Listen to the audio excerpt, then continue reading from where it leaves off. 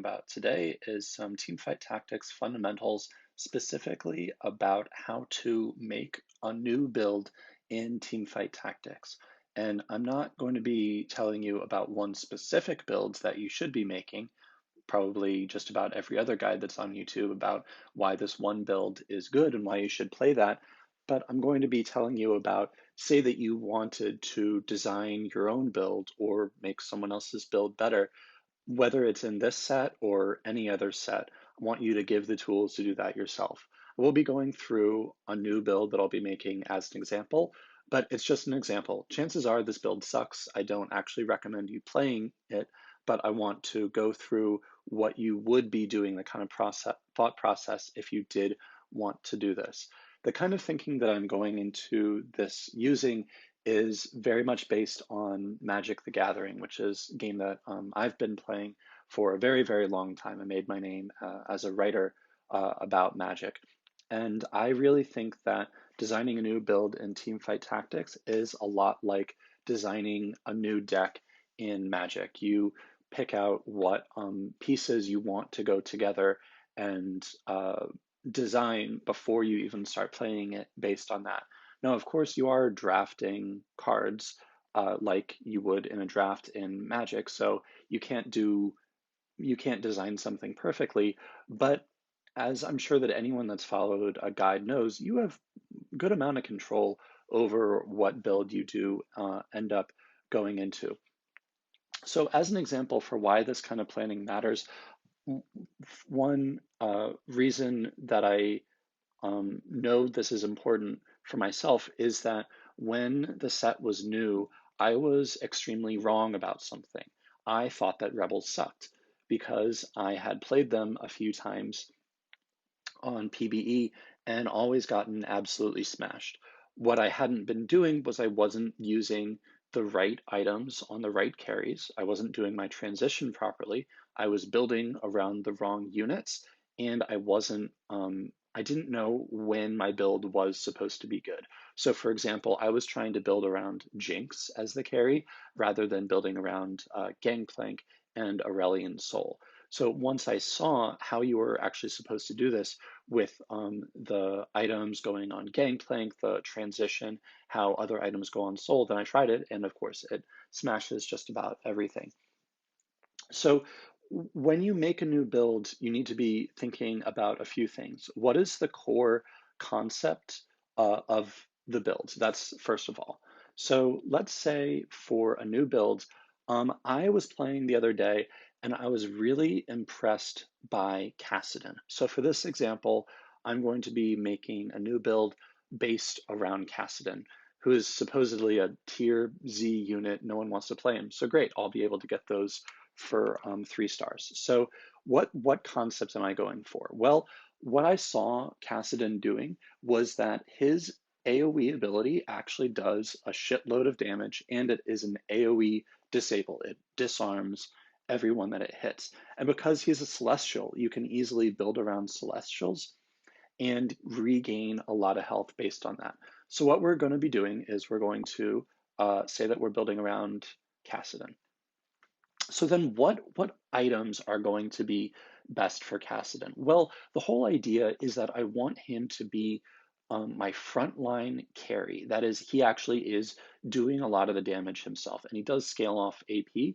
If you pull up him in the wiki, at 3 stars, he does about 800 damage. So let's say that this guy goes up to 3 stars, and we're going to want Rabadons on him. And um, because he's going to be hitting so many people in that short AoE, I think that also Ionic is going to be the next piece of the core for him so that he reduces everyone's MR around him and it gets more AP with the death cap so that he can basically one-shot an entire front line. Now, the issue here is that he's on my front line and he's going to be really vulnerable to CC because, yeah, he can restore HP, but if he gets Zephyred or stunned or disarmed or just about anything, he's just going to blow up and my team won't do anything. So because of that, I'll say that the third piece that I need here is Quicksilver. Great. So I have my core idea of what I'm going to be doing. I'm going to be building around Cassidy with these items or something like it. Now, the next thing that you need to know now that you have the item and the idea is when is this going to come online? That is, how and when am I going to get this carry 3-star Cassidy? Well, it's a 3-cost unit. So that means that I'm probably going to be rolling for this Kassadin at level 6, because 6 is when you hit 35% to have a 3-cost unit appear. Celestials tend to be pretty weak early, and going from 6 to 7, you only go from 35% to 40% chance of getting the 3-cost. So we'll just say that we're doing this at level 6. So because of that, I'm going to design the level 6 composition that I'm doing here. So then, because I'm building around this celestial synergy where he restores a lot of health, that means I need 3 other celestials. So who do I want to have here? Well, if I'm already level 6 and I'm rolling, then probably it's reasonable to have another 3-cost unit in here. So I'll say the Ash is my second celestial, and then I'll have the 2 that I'm borrowing from the Protectors build. That would be Xin Zhao and Rakan. So let's move them up here. Okay, so then I need 2 other units. Well, Kassadin is also himself a mana reaver, and I'm thinking that this could be something that I could go to transitioning out of pirates, because Celestials themselves are a really, really shitty early game composition. So I think what would help me with that is if I have Darius and then a Jace. So then what I'm doing here is I have 4 Celestial, I have 2 Space Pirate, and I'm giving the Celestial buff to some good damage dealers in mostly Jace, but also a little bit Darius. So Darius, when he dunks someone, he'll pretty much go back to full health doing that. Jace, if he gets his ability off, he will also go back to full. So then what I need to be thinking about is when I'm going through my early game, what am I going to be transitioning out of? So chances are it's going to be from pirates, because if I see that I have the 2 pirates here and I have the Jace, then chances are I'm going to be coming out of this with Graves. I could also come out of this with Zaya for the other Celestial. So instead of Ash here, or instead of the Kassadin, I could have Zaya. Um, when it comes to items, something that's really important that you think about ahead of time in your build is one part that I missed as far as why Rebels was good. So if you think about Rebels, what you're going to be doing is in the early game, mid game, you're looking for these items for Rebels, right? I'm just using Rebels as an example that people know, because I'm sure that people are sick of doing it. So what you're going to be doing is building Guardian Angel on Yasuo, and Morellos and Seraphs or any other AP items on Ziggs, not because you're going to have them late game, but so that late game you can switch those over. So you sell the Yasuo, move that item to Gangplank. You sell the Ziggs, move that to Soul. Now, in this case, the case of Rebels, the intent is that you actually rebuy that same unit. Or for Yasuo, you could have a Jinx here instead, but you do need to have like a second copy of that. So for this, what you could be doing here is you don't want to have these items sitting on your bench, because if you don't make these items, then that's a lot of power that you're leaving on the board, and you're off of the board rather, and you're going to be losing way too much HP and probably be dead by the time that you get around to rolling for this. So what could you be doing earlier? Well, what you could do is build the Ionic Spark and put it on any frontline unit. So that could be a Leona, a Poppy, maybe an earlier copy of one of these Zin or Rakans. And then you could build uh, anything on Zaya. Even Deathcap on Zaya might not be bad, because it increases her health so much. So the important part here is that you're not just saving these items, that you're building them ahead of time, but then you have a specific plan. You're not just throwing whatever items together. So say that I had a uh, a rod and I made it into, I don't know, Luden's Echo early game. Now that is a really good early game item, but and it will carry you through early game. It does a lot early game. But by the time that you get to mid game, late game, and we're in a very late game focused meta game as I'm recording this, then you won't have anything to put on these. So you can make the Death Cap, the Ionic, as early as you want, as long as you put it on a unit that you're comfortable selling, so that you can move it to your carry later. So I made this around level 6, which is because when you make these builds, you need to think of what I call the tempo of the build. That is, when are you strong? When are you weak? When do you save money? When do you reroll? When do you level?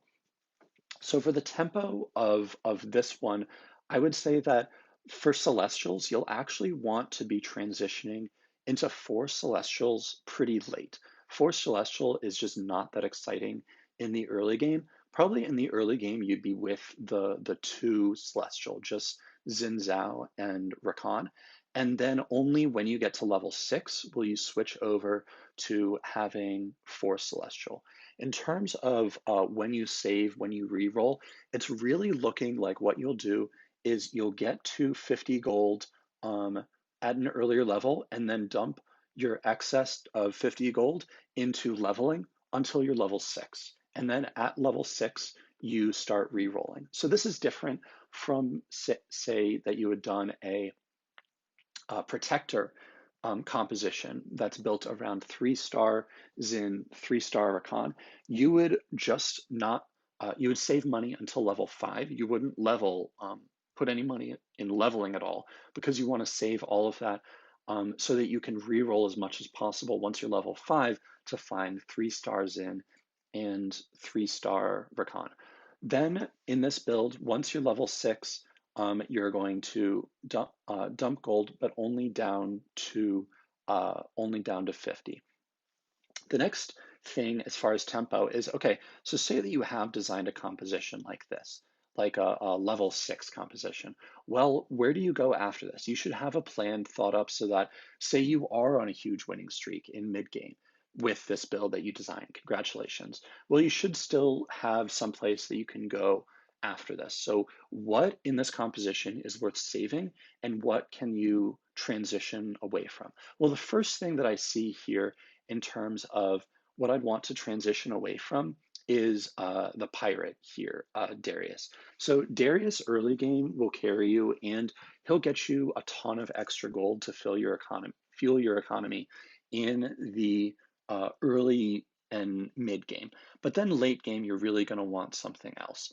And I'm thinking, looking at this, I have 4 Celestial already, and the Celestial bonus gets a lot better. It goes from 30% of damage dealt to 60% of damage dealt. So what I'm going to do is after this, I'm also going to design a level 8 version of this.